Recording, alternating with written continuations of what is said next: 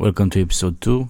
Here in this episode I will show you some issues that I encountered while trying to create this tool that can help you and me gather contact information from various websites.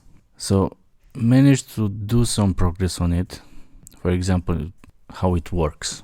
You select the contact information, you right click on it, and then a model will appear with the information extracted if the tool can extract that information, and then you can just put other information like this one.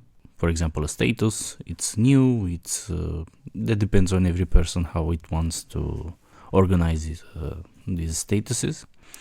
You can also add some mentions there, like optic, and then you can save it. And after that, we can close this model. All good and nice. I tried different approaches on the back end. For example, this tool is a Chrome extension with a server running that's listening, and that server saves the data into a local SQLite database. At first, I tried to make the whole server, the whole project in TypeScript, but I got a lot of issues while trying to set up Bun with Drizzle ORM, and that made me just push away from TypeScript because I don't know if the cross-platform binaries that I need to generate for this, if I make them in Node or TypeScript, I'm not sure if they are fully reliable like for Golang. So I moved away from making a server in TypeScript, and now I'm just building that in Golang, a simple API with Go Fiber, which handles the parsing of the selected text and saving that into the database. Here we have the text parser. I found online a package that can extract emails from a given text, so that's pretty useful for that. Also for the phone numbers, just some regex which looks in the text for numbers, sequential numbers with which are have a length of 8 or more. Maybe I should limit that to maybe 10 or 15, bigger or equal to 8. Yeah, but I'll leave it as is for now. Not sure. Find name, that's the name of the business. If the URL from that where that text was copied into the clipboard is from Facebook or LinkedIn, then we can just split by a new line and get the name of that. Otherwise, it will return an empty string and will allow us to complete the name by ourselves. For example, if I right click here, if we cannot extract the name, it will just be an empty field here. Cool. On the LinkedIn side, I found out that it has some issues with the model. For example, if I go here and I right click, cool, it extracts the name. Let's say I will save these changes. Yeah, I go back, and if I want to go and get the email, yeah, I extract the email, but I cannot modify these fields anymore, and that's a bummer because neither I can not select the text. It may be because of the model on LinkedIn that interacts, that somehow breaks my model here, but yeah, that's something that pisses me off. Not sure what to do here. I was thinking that I could divert a little bit the implementation to, for example, if I right click here, maybe instead of this model, this extension will appear here with this model, yeah, and with the all fields the same as before, but not sure how to trigger that. I think you need to click on it, but I'll try to find that out, because as you see in the background, the styles of this model, which is in a content script, which runs in the content script in the in the extension, interact with the styles on the page. So here I'm doing some heavy hacking stuff to make this model work the same on each page, because if you look here in the background, all the styles on the page, on the LinkedIn page, are messed up because I'm clearing the head in the HTML file. Let's see where we do that. So I'm saving in the local storage of the Chrome extension the original head, and I'm placing my own head with link and style so that the JS and the CSS will not interact, but maybe they have some styles on the body at the end, so that I cannot modify.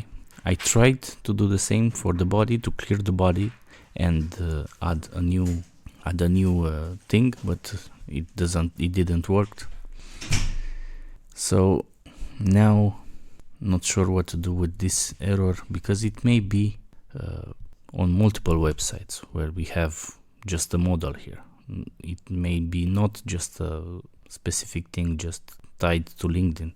And getting contacts on LinkedIn, it's a useful thing to have. It's one of the websites where you can get that information. So this error, not sure how to do it, not sure how to fix it. I tried to add another model, another React model, but it didn't work. And here, as you can see, I have all the standard stuff with value, with on change, and these are standard, with some states here, and the use effect, which adds the event listener on right click and then removes it when this component is not on this page anymore. So yeah, I really don't know how to move this forward. Yeah, one solution would be just to pin this here, and somehow when I copy the text, I want to get the contact info, right click, copy, and then go here, and this model will appear on the extension itself, on this pop-up, and then save it. And this way it will not depend, it will not interact, it will not conflict with any of the styles and security stuff implemented on the website itself, because depending on the website you may have some restrictions, like it cannot allow iframes attached to it, it cannot allow, it doesn't allow custom JS stuff running on it, so it depends a lot on the website. So this will be independent of any website. So that's, I think, the approach I will take. And yeah, after that I will need to create a web page where all that data will be available. I was thinking I could create something like I did for a project, like for this one. So is my server alive? Basically it's a HTML file which can be triggered from this extension. And here I will have a table with all the data that I parsed, put in a pleasing way, let's say, because I have some text. All this text that I copy here should be easily readable, and yeah, that should be taken care of. I also saw an interesting thing here. You can do a screenshot with a capture area, and you can do it something like this. And then I'm not sure if this is something Microsoft Edge specific, or I can or it's for all Chromium browsers. Let's see if Chrome has the same thing. Let's see, Chrome, and if I go on a web page, any web page, let's see, and right click, create QR code. No, so it's just for something specific to Edge. Okay, so I cannot depend on it. Yeah, that's pretty much it.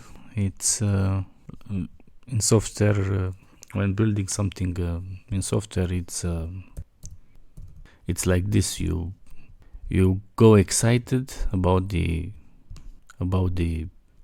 the project you have to do, and then all things go to shit at some point, yeah, and you go here, and you stay here a lot of time, or a few hours maybe, or depending on the problem, you stay here a lot, thinking of quitting the project, and then you find a solution to that problem, and you go up again. So that's pretty much the state of any software project or bigger project that I have. Not that this is a big project, but it has some limitations that I need to find a solution. Yeah, that's pretty much it. Thank you, and let's see if I would find a solution for this in the next episode.